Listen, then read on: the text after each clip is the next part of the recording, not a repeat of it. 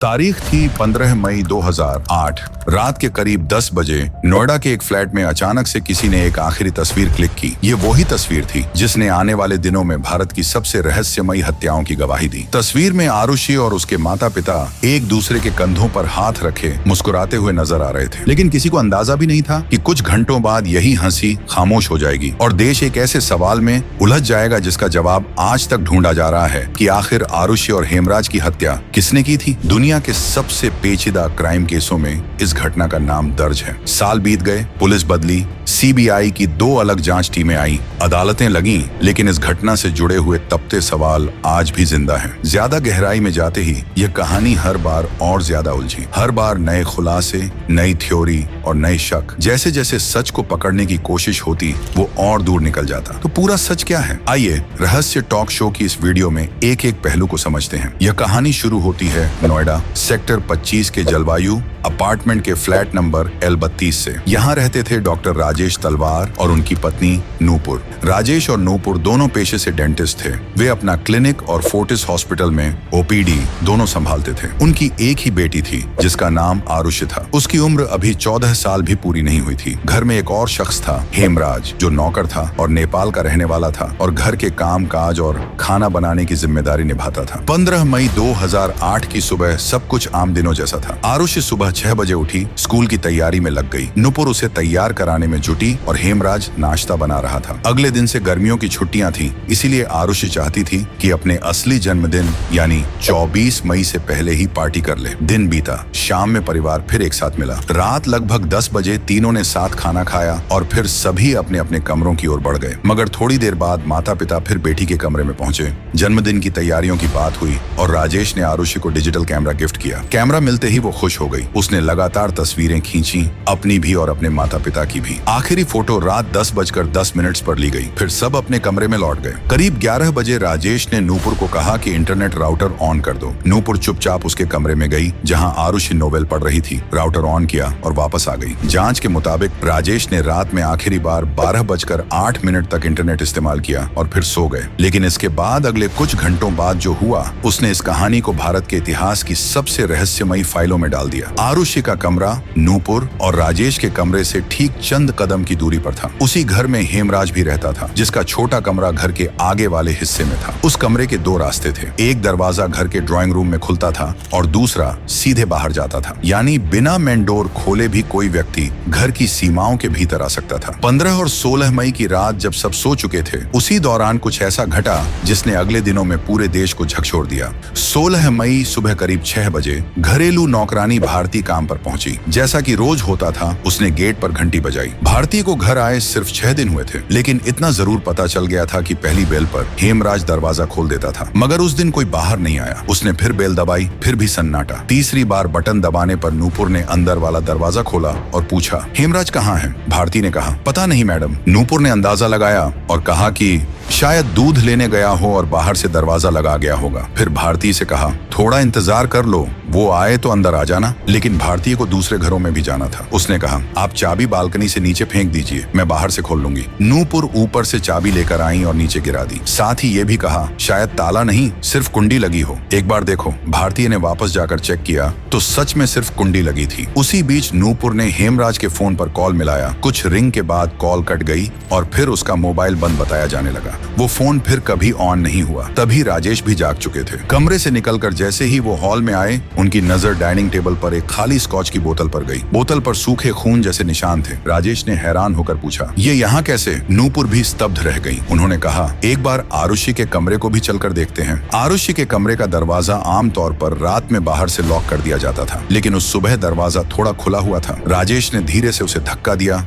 और अंदर प्रवेश किया और वहीं उनकी चीख पूरे घर में गूंज उठी। बिस्तर खून से सराबोर था, दीवारों पर खून के छींटों के निशान। आरुषि का शरीर बुरी तरह लहूलुहान पड़ा था और उसकी गर्दन पर गहरे वार के निशान थे। और इसी पल इस घर की शांत रात भारत की सबसे डरावनी पहेली में बदल गई। आरुषि के कमरे में जो दृश्य सामने आया था, उसने सबकी नींद जैसे छीन ली थी। राजेश की जोरदार चीख सुनते ही नूपुर बदहवास हालत में अंदर भागी। कमरे का हाल देखकर वो कुछ बोल ही न सकी, जैसे शरीर सुन्न हो गया हो। इसी बीच भारतीय बाहर से दरवाजा खोलकर घर में दाखिल हो चुकी थी। अंदर रोने की आवाजें सुनकर वह भी कमरे की ओर बढ़ी। कमरे में कदम रखते ही नूपुर ने उसे कसकर पकड़ लिया और रोते रोते कंबल हटाते हुए कहा, देखो हेमराज ने क्या कर दिया। राजेश और नूपुर वहीं टूट चुके थे और भारती को बताया कि हेमराज ही आरुषि को मारकर फरार हो गया है। भारती ने उन्हें संभालने की कोशिश की और पूछा, किसी को बुलाऊं? नूपुर ने रोते हुए कहा, हाँ बुला दो। भारती दौड़ती हुई बाहर गई और अपार्टमेंट के लोगों को बताया। सुनते ही कई पड़ोसी घर में इकट्ठा होने लगे। किसी ने सिक्योरिटी गार्ड वीरेंद्र को कहा कि पुलिस को खबर करो। पुलिस जब पहुंची तो घर किसी तरह छोटी सी भीड़ में बदल चुका था। लिविंग एरिया में करीब 15 लोग खड़े थे और बाकी दूसरे कमरों में थे। राजेश ने पुलिस से सीधा कहा, हेमराज ने मेरी बेटी की हत्या की है, उसे तुरंत पकड़िए। चूंकि वह सचमुच गायब था इसलिए पुलिस को भी यही कहानी सही लगी। उन्होंने सोचा शायद हेमराज ने नशे में धुत होकर आरुषि के कमरे में घुसने की कोशिश की होगी। जब उसने विरोध किया तो उस पर हमला कर दिया और किसी तेज हथियार से वार कर भाग निकला। पुलिस ने हेमराज को मुख्य आरोपी मानते हुए उस पर 20,000 का इनाम घोषित कर दिया। एक टीम तो उसके नेपाल वाले गांव की ओर रवाना भी कर दी गई। उधर पुलिस ने आरुषि के शव को अपने कब्जे में लिया और करीब 8:30 बजे पोस्टमार्टम के लिए भेज दिया। करीब 1 बजे शव घर वापस लाया गया और लगभग 4 बजे अंतिम संस्कार के लिए पास के श्मशान घाट ले जाया गया। इसके बाद पुलिस ने आरोप लगाया कि राजेश जल्दी अंतिम संस्कार कराना चाहते थे, जिसकी सफाई में राजेश ने कहा कि यह फैसला बड़े बुजुर्गों की सलाह पर लिया गया था। इन सब के दौरान सबसे बड़ी गलती यही हुई कि घर में इतनी भीड़ उमड़ आई कि असली क्राइम सीन बुरी तरह से अस्त व्यस्त हो गया। पुलिस ने क्राइम सीन को सील करने की कोशिश भी बमुश्किल की, जिसका नतीजा यह हुआ कि बड़े सबूत वहीं दब गए थे या पूरी तरह नष्ट हो गए थे। एक्सपर्ट टीम का अंदाजा था कि लगभग 90% सबूत शुरुआत में ही खराब हो चुके थे। फिर भी फोरेंसिक टीम ने आरुषि के कपड़े, चादर, गद्दा सब जांच के लिए भेज दिए। दीवारों और व्हिस्की की बोतल से खून के नमूने भी लिए गए और घर के अंदर से बड़ी मात्रा में फिंगरप्रिंट्स इकट्ठे किए गए। लेकिन असल कातिल कौन था, ये सब कुछ उस रात के अंधेरे में ही कहीं खो सा गया था। घर के भीतर जांच करते समय पुलिस की नजर अचानक उस सीढ़ी पर गई जो ऊपर छत की तरफ जाती थी। सीढ़ियों पर खून के छोटे छोटे धब्बे थे और फर्श पर भी खून के छींटे फैले हुए दिखाई दिए। इन दागों को फॉलो करते हुए पुलिस अधिकारी ऊपर पहुंचे तो उन्होंने देखा कि छत की ओर जाने वाला दरवाजा बंद पड़ा है। एक पुलिसकर्मी ने राजेश तलवार से दरवाजे की चाबी मांगी। पुलिस के हवाले से कहा गया कि राजेश तुरंत भीतर के कमरे में चले गए और काफी देर बाहर ही नहीं आए। दोबारा पूछने पर राजेश कथित तौर पर भड़क उठे और पुलिस से बोले, छत पर जाने में समय क्यों बर्बाद कर रहे हो? कातिल तो कहीं भाग रहा होगा, पहले उसे पकड़िए। राजेश की बात सुनकर पुलिस ने छत पर चढ़ने का इरादा टाल दिया और हेमराज की तलाश में तेजी दिखाने लगी। इधर 17 मई को तलवार दंपति बेटी की अस्थियां लेकर हरिद्वार चले गए। तभी एक रिटायर्ड पुलिस अफसर के गौतम जो निरीक्षण करने आए थे, उन्होंने भी वही खून के निशान सीढ़ी पर देखे। चाबी न मिलने पर आखिरकार फैसला हुआ कि ताला तोड़ा जाए। करीब 10:30 बजे छत का लॉक तोड़ा गया। जब जांच दल छत पर पहुंचा तो नजारा किसी को भी हिला देने के लिए काफी था। कोने में एक शव पड़ा था और गले पर उसी तरह के गहरे घाव थे जो आरुषि के शरीर पर थे। उस वक्त घर में मौजूद राजेश के भाई को बुलाया गया, लेकिन वे पहचान न सके। इसके बाद हरिद्वार गए हुए राजेश और नूपुर को फोन किया गया और तुरंत लौटने को कहा गया। वे वापस आए, लेकिन वे भी यह तय नहीं कर पाए कि लाश किसकी है। फिर हेमराज के कुछ जानकारों को बुलाया गया। उन्होंने एक नजर में पहचान लिया कि यह शव हेमराज का ही है। मतलब जिस शख्स को पुलिस अब तक हत्यारा बताकर ढूंढ रही थी, वह खुद उसी छत पर खून में लथपथ पड़ा हुआ था। अब सवाल और बड़ा था कि आखिर दोनों का हत्यारा कौन था। पुलिस खुद अलग अलग दिशाओं में बढ़ गई। कुछ अधिकारियों ने तलवार दंपति पर शक जताया, जबकि दूसरी टीम ने शक हेमराज के जानने वालों पर किया। तफ्तीश का पहला निशाना बना विष्णु शर्मा। वह पहले तलवार परिवार के यहाँ काम करता था, लेकिन छुट्टी के बाद उसकी जगह हेमराज को परमानेंट काम पर रख लिया गया था। पुलिस ने सोचा कि शायद नौकरी जाने का बदला लेने के लिए उसने हेमराज को मार दिया और मौके पर मौजूद आरुषि को भी। विष्णु को हिरासत में लेकर पूछताछ शुरू की गई, लेकिन जल्द ही साफ हो गया कि हत्या वाली रात विष्णु भारत में ही नहीं था, वह नेपाल में था। इसका मतलब जिन 2 लोगों पर शक किया गया था, उनमें से एक का खुद कत्ल हो चुका था और दूसरा देश में था ही नहीं। अब पुलिस के सामने फिर एक नई पहेली थी कि कातिल कौन है। इधर पुलिस अपनी दिशा में बढ़ रही थी, उधर मीडिया इस मामले को दिन रात स्क्रीन पर परोस रहा था। टीवी चैनल से लेकर अखबारों तक सिर्फ आरुषि हेमराज के कत्ल की ही चर्चा थी। कुछ चैनलों ने तो खुलकर परिवार पर ही उंगली उठानी शुरू कर दी और बस यहीं से पुलिस की नजर नए संदिग्धों पर टिक गई और वे नए संदिग्ध थे खुद आरुषि के माता पिता। 23 मई 2008 को पहली बार राजेश और नूपुर को पूछताछ के लिए बुलाया गया। उसी दिन राजेश को मजिस्ट्रेट के सामने पेश कर हिरासत में लेते हुए उन्हें डासना जेल भेज दिया गया। इसके बाद पुलिस ने पहली प्रेस कॉन्फ्रेंस की और वही बयान दिया जिसने पूरे देश को चौंका दिया। दिया। पुलिस अधिकारी गुरदर्शन सिंह ने दावा किया कि राजेश तलवार का एक महिला जिनका नाम अनीता दुर्रानी था के साथ संबंध था और इसकी जानकारी आरुषि को अपने दोस्त अनमोल से मिली थी। पुलिस के अनुसार इस बात से वह मानसिक रूप से आहत हुई और धीरे धीरे कथित तौर पर उसकी हेमराज के साथ नजदीकियां बढ़ी। पुलिस का आरोप था 15 मई की रात हेमराज आरुषि के कमरे में आया और दोनों आपत्तिजनक स्थिति में थे। तभी राजेश ने दरवाजा थोड़ा खुला देखा और भीतर जाकर गुस्से में हेमराज को पीटना शुरू कर दिया। पुलिस की थ्योरी के मुताबिक राजेश उसे छत तक ले गया, भारी चीज से वार किया और सर्जिकल ब्लेड से गला रेत दिया, फिर नीचे आकर शराब पी और अपनी बेटी की भी हत्या कर दी। ये बयान आते ही पुलिस पर आरोप लगे कि वे एक नाबालिग लड़की का चरित्र खराब कर रहे हैं। आलोचनाओं के बाद पुलिस ने अपना बयान बदलकर कहा कि आरुषि को पिता के अफेयर का पता लगा, उसने आपत्ति जताई और गुस्से में आकर पिता ने उसे मार दिया। फिर इस राज का गवाह होने के कारण हेमराज को भी खत्म कर दिया गया। पुलिस ने यह भी आरोप लगाया कि सबूत मिटाने में नूपुर ने अपने पति का साथ दिया था। मामला लगातार गर्माता गया और आखिरकार 1 जून 2008 को यह केस सीबीआई को सौंप दिया गया। सीबीआई के आते ही तस्वीर बदलने लगी। शुरुआती जांच में ही शक की दिशा बदलकर घर के बाहर चली गई और राजेश के क्लिनिक में काम करने वाला कृष्णा अब एक नया नाम था। जांच में पता चला कि हत्या से 2 दिन पहले क्लिनिक में गलती करने पर राजेश ने कृष्णा को बुरी तरह डांटा था। ड्राइवर उमेश शर्मा ने बयान दिया कि उसने कृष्णा को कहते हुए सुना था कि मैं डॉक्टर को सबक सिखाऊंगा। इसके बाद 7 जून 2008 को कृष्णा को उठाया गया। कमरे की तलाशी में तकिए के कवर, एक ट्राउजर और एक तेज ब्लेडनुमा हथियार पुलिस को मिला जिस पर खून जैसा कुछ था। इसे नेपाली भाषा में खुखरी कहते हैं। इसके बाद कृष्णा पर शक और गहरा हो गया। सीबीआई ने पहले पॉलीग्राफ, फिर मनोवैज्ञानिक जांच और आखिर में नार्को टेस्ट कराए। नार्को में कृष्णा ने राजकुमार का नाम भी लिया जो कि राजेश के एक जानकार के घर नौकर था। 23 जून को राजकुमार पकड़ा गया। उसके भी कई टेस्ट हुए जैसे brain mapping, polygraph, psychological test और 27 जून को उसे भी गिरफ्तार कर लिया गया। यह इस केस में दूसरी गिरफ्तारी थी और कहानी अब एक बिल्कुल अलग मोड़ पर पहुंच चुकी थी। सीबीआई ने तीसरी गिरफ्तारी 30 जून 2008 को की। इस बार पकड़ा गया व्यक्ति था विजय मंडल, जिसे कुछ लोग शंभू भी बुलाते थे। वह पड़ोसी पुनीत टंडन के घर काम करता था। अब तक कुल 3 लोग हिरासत में थे और संयोग ये था कि तीनों ही नेपाली मूल के और आसपास के इलाकों में काम करने वाले थे। लंबी पूछताछों और बार-बार टेस्ट के बाद 11 जुलाई को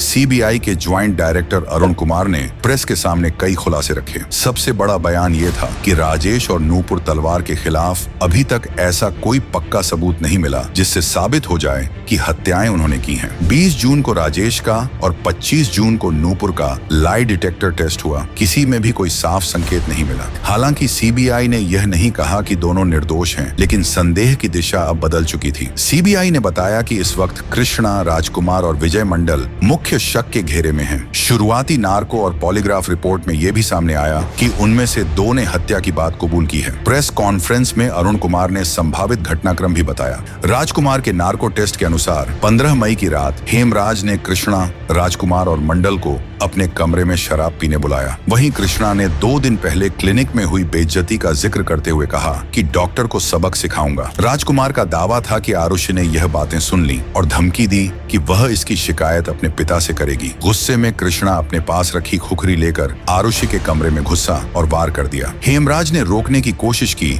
तो कथित तौर पर राजकुमार और कृष्णा उसे ऊपर ले गए और छत पर हेमराज को मारकर उन्होंने दरवाजा बंद कर दिया। कृष्णा के एक और बयान में कहा गया कि शराब के नशे में कृष्णा और राजकुमार कमरे में घुसे और राजकुमार ने आरुषि के साथ गलत हरकत करने की कोशिश की। विरोध होने पर कृष्णा ने खुखरी से हमला कर दिया। तीसरी बार जब कृष्णा से पूछताछ हुई तो बयान फिर बदला। इस बार कहा गया कि पहले राजकुमार गया, फिर कृष्णा और विजय भी पीछे पीछे गए। राजकुमार ने पहले छेड़छाड़ की कोशिश की और जैसे ही आरुषि ने प्रतिरोध किया, कृष्णा ने गला काट दिया। यानी हर पूछताछ में कहानी बदली, कभी एक दोषी, कभी 2, कभी 3, लेकिन किसी भी संस्करण में एक बात एक जैसी रही कि कातिल कौन है, इसका पक्का जवाब कहीं नहीं मिला। कृष्णा के बयानों के अनुसार आरुषि से सबसे पहले छेड़छाड़ उसी ने की थी। उसे देखकर हेमराज ने धमकी दी कि वह सब कुछ राजेश तलवार को बता देगा। ये सुनकर तीनों उसे छत की ओर ले गए और वहीं उसकी जान ले ली। इसी दावे के बाद 12 जुलाई 2008 को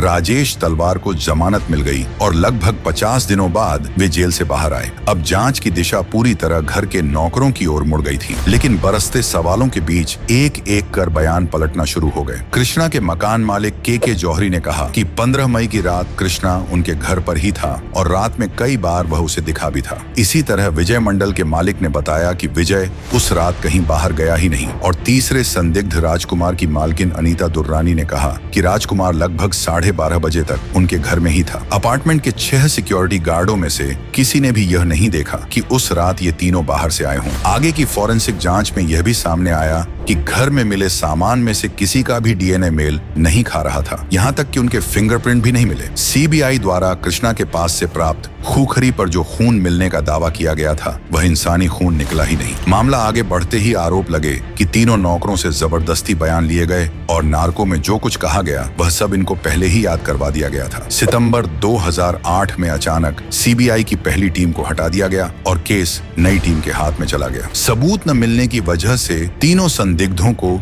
रिहा कर दिया गया। जेल से बाहर आते ही विजय मंडल ने आरोप लगाया कि सीबीआई ने उन्हें शारीरिक और मानसिक रूप से प्रताड़ित किया था। नई जांच टीम एसपी नीलम किशोर के नेतृत्व में बनाई गई और नए इन्वेस्टिगेशन ऑफिसर थे एजीएल कौल। उन्होंने जांच की शुरुआत फिर से की। इस बार पोस्टमार्टम करने वाले डॉक्टरों से पूछताछ शुरू हुई। डॉक्टर सुनील दोहरा और डॉक्टर नरेश राज ने बताया कि आरुषि के पोस्टमार्टम के समय उन्हें आरुषि का हाइमन फटा हुआ लगा था और ऐसा लगता था कि मौत के बाद उसके प्राइवेट पार्ट्स की सफाई की गई हो। डॉक्टर नरेश ने यह भी कहा कि हेमराज का सूजा हुआ प्राइवेट अंग यह संकेत देता है कि अंतिम समय में वह यौन संबंध में या किसी एक्टिविटी में था।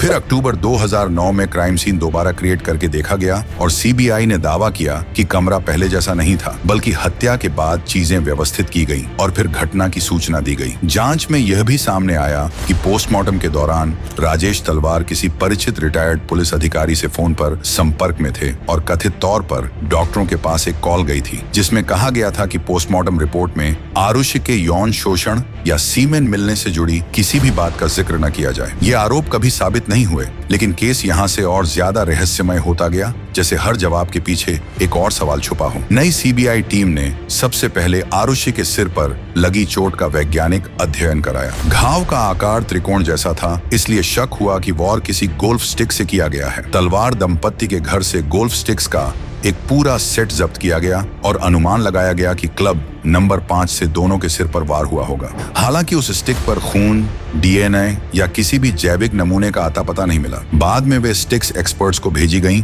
और उन्होंने रिपोर्ट में लिखा कि इनमें से एक स्टिक को असाधारण तरीके से साफ किया गया है इसलिए निशान मिट चुके हैं। 18 और 19 मई 2010 को दोबारा राजेश तलवार से पूछताछ हुई मगर महीनों की जांच के बावजूद किसी निर्णायक सबूत का मिलना दूर दूर तक नजर नहीं आया। इसी आधार पर 29 दिसंबर 2010 को सीबीआई ने कोर्ट में क्लोजर रिपोर्ट दाखिल की। इस रिपोर्ट में नौकरों को बेगुनाह बताया गया लेकिन तलवार दंपत्ति पर शक बरकरार रखा गया। रिपोर्ट का कहना था कि हेमराज के कमरे, कपड़ों और कमरे में मिले नमूनों में कहीं भी ऐसा निशान नहीं मिला जिससे यह लगे कि हत्या वहां हुई। न ही हेमराज का खून आरुषि के कमरे में पाया गया। इसके अलावा तलवार दंपत्ति के कपड़ों पर भी ऐसा कोई निशान नहीं था। हत्या में इस्तेमाल हथियार भी कभी बरामद नहीं किए जा सके। हालांकि दोनों के गले पर जिस तरह का कट था उसे देखकर जांचकर्ताओं को लगा कि यह किसी प्रशिक्षित हाथ यानी सर्जिकल ब्लेड से किया गया होगा और चूंकि दोनों दंपत्ति डॉक्टर थे इसलिए शक और गहराया। शराब की बोतल पर मिले फिंगरप्रिंट और खूनी धब्बे भी